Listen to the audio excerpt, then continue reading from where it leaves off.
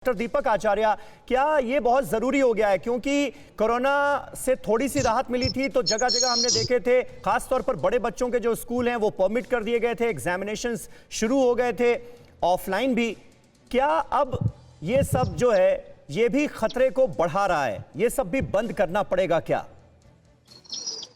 समीर जी, बहुत सारी चीजों को तो हम सब जानते ही नहीं थे कोरोना के बारे में। पिछले एक साल में हर दिन एक नई जानकारी आती है, एक नई घटना सामने आती है। हाँ। तो हर बार लर्निंग हो रहा है, हमारा एक्सपीरियंस हो रहा है और उससे सीखते जा रहे हैं और चीजें हम लोग इम्प्लीमेंट करते जा रहे हैं उस तरह की चीजों को। अब काबू कैसे पाएं, ये सबसे बड़ा इसमें चैलेंज है।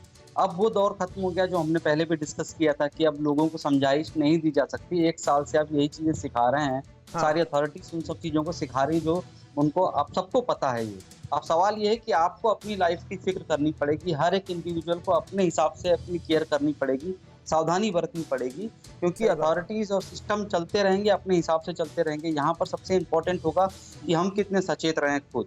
दूसरा जो इम्पोर्टेंट जो टास्क होगा वो अथॉरिटीज के लिए कि टेस्टिंग जितनी जल्दी हो सकती है, जितनी ज़्यादा तेजी से हो सकती है वो ज़्यादा जरूरी है। छोटे इलाकों में मैं काफ़ी घूमता फिरता हूँ, वहाँ पे एक दुविधा सबसे बड़ी है समीर जी कि जो RT-PCR है उसकी रिपोर्ट 2-2, 3-3 दिनों बाद मिलती है। तो आप सोचिए तब तक वो लोग जो पॉजिटिव हैं वो घूमते फिरते रहते हैं। तो ऐसी सुविधाएं होनी चाहिए वहाँ पर कि रिपोर्ट सेम डे मिल जाए।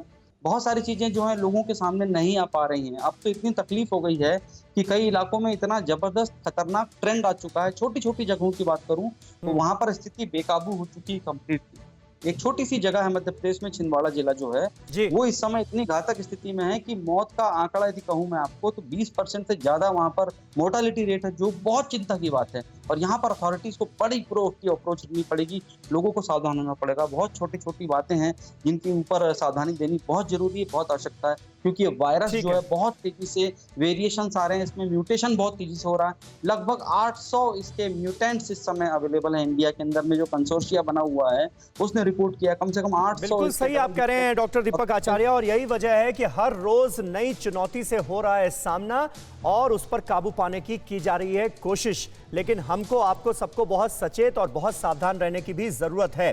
वहीं आपको बता दें, बिहार में 11 अप्रैल तक सभी स्कूल कॉलेजों को बंद कर दिया गया है। कोरोना गाइडलाइंस के तहत ही परीक्षा होगी। शादी और दूसरे पारिवारिक समारोहों को छोड़कर सभी समारोहों पर पूरी तरह से बैन लगा दिया गया है।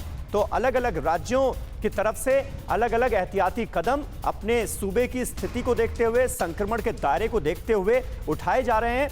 लेकिन लोगों से भी अपील है कि वो सावधान रहें और कोरोना गाइडलाइंस का पालन करें, क्योंकि सोशल डिस्टेंसिंग और मास्क अभी भी बहुत ज्यादा जरूरी है। परवाह देश की, सोमवार से शुक्रवार रात 10 बजे TV9 भारतवर्ष पर।